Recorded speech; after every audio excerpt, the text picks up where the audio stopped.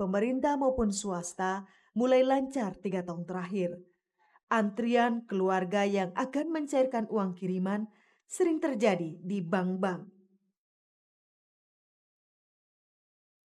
Di salah satu bank pemerintah misalnya, transaksi pengiriman uang para TKI tidak kurang 2 miliar rupiah setiap hari.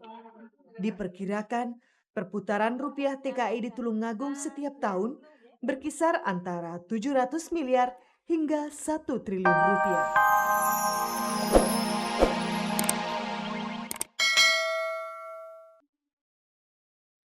Jumlah penduduk laki-laki dan perempuan di Kabupaten Tulungagung seimbang, masing-masing hampir mencapai 500.000 jiwa. Namun sampai saat ini belum terjadi pemerataan penduduk di 19 kabupaten. Lapangan kerja baru untuk menyerap tenaga kerja tidak banyak di Tulungagung.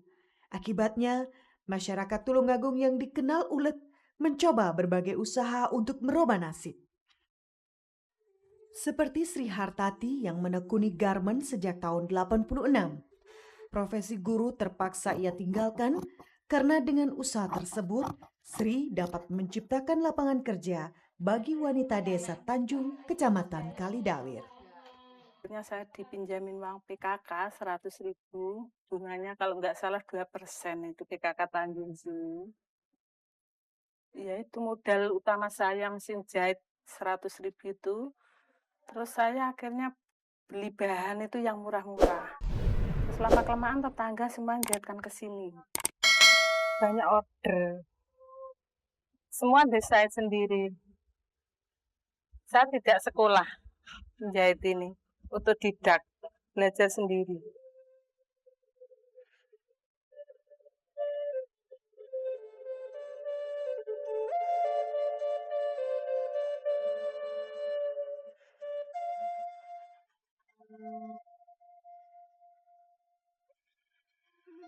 Kini dengan 100 lebih mitra usaha, Sri memiliki omset 500 juta per bulan dengan pasar Jawa Timur, Jakarta, Sumatera, Sulawesi, Brunei, dan Arab Saudi.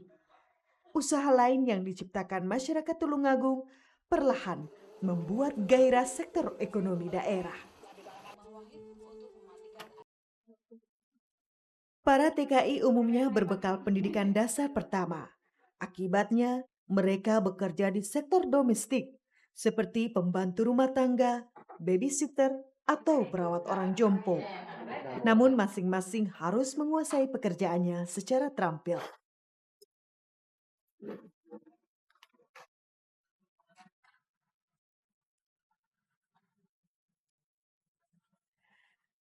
Di Jawa Timur ada sekitar 25 balai latihan kerja BLK dari 50 PJTKI resmi yang terdaftar di Disnaker. Padahal seharusnya setiap PJTKI memiliki BLK standar.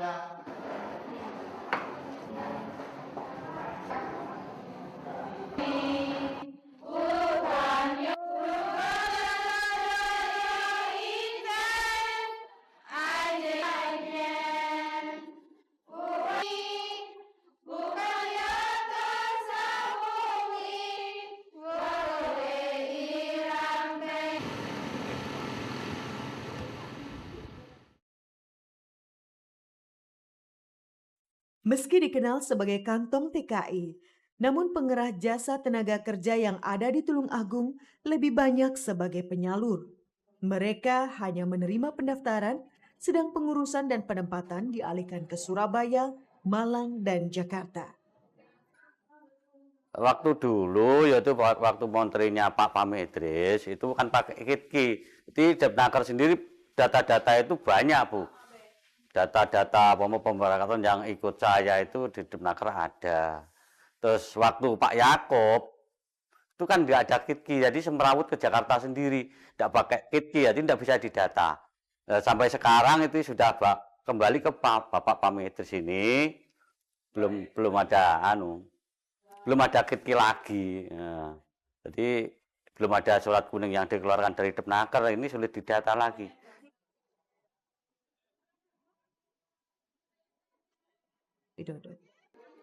Kondisi ini menyebabkan Disnaker Kabupaten kesulitan mendata para TKI.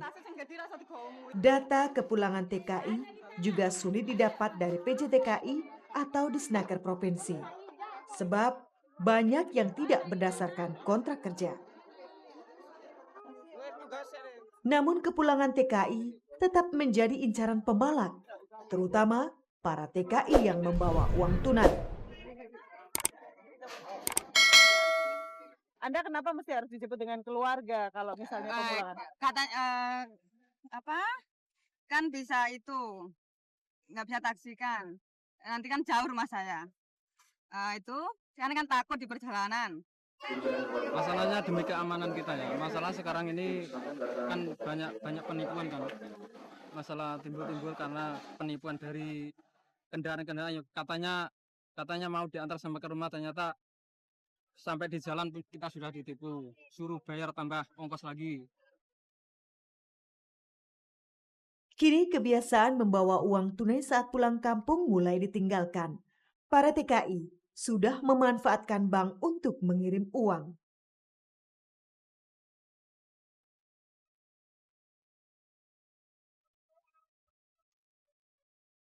Transfer antar bank baik pemerintah maupun swasta mulai lancar 3 tahun terakhir. Antrian keluarga yang akan mencairkan uang kiriman sering terjadi di bank-bank.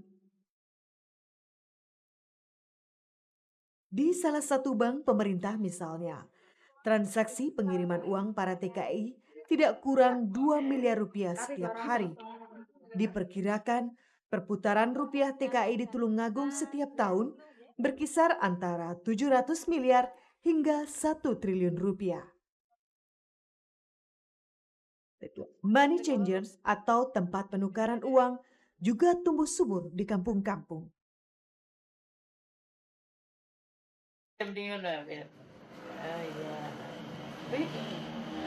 Dolar Singapura semua. Tukarannya nggak lulus, jadi yang satu ya buat beli apa? Baju.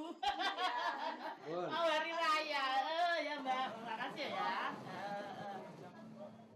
Konsumerisme juga mulai muncul di masyarakat seiring dengan berputarnya rupiah yang cukup besar.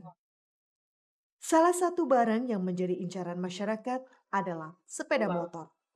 Kebanyakan TKI membeli motor keluaran terbaru secara tunai. Bahkan mereka rela menunggu untuk mendapatkan jenis motor yang diinginkan.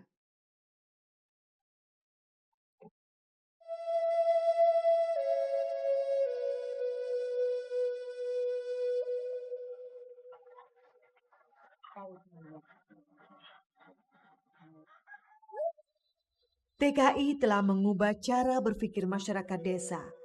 Mereka kini pandai memutarkan pendapatan untuk kegiatan produktif lain bagi sanak keluarganya.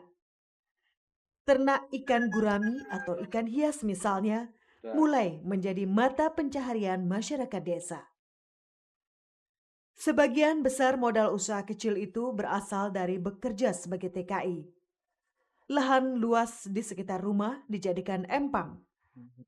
Pemasaran ternak ikan mereka tak terlalu sulit. Pasar seperti Surabaya dan Jakarta kini mulai melirik ternak ikan di kantong TKI. Bagi pemerintah daerah, semangat untuk berwirausaha seperti ini merupakan potensi bagi pengembangan daerah. Kalau langsung terhadap PAD tidak ada, nol. Katakanlah uang itu memang mereka kirimkan dari negara yang mereka tempat bekerja ke Indonesia, baik melalui bank resmi maupun tidak melalui bank, yang itu jumlahnya memang besar. Hampir sekitar 700 sekian miliar, 1 triliun satu tahun.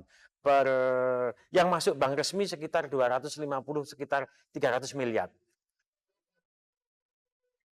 Meski di beberapa kalangan TKI masih dipandang rendah dan seringkali kurang mendapatkan payung hukum di luar negeri, namun bagi masyarakat Tulungagung, mereka tetaplah disebut pahlawan. Paling tidak, pahlawan devisa ini telah memberikan kontribusi besar bagi desa dan kampungnya untuk berubah dari ketertinggalan menuju kesejahteraan.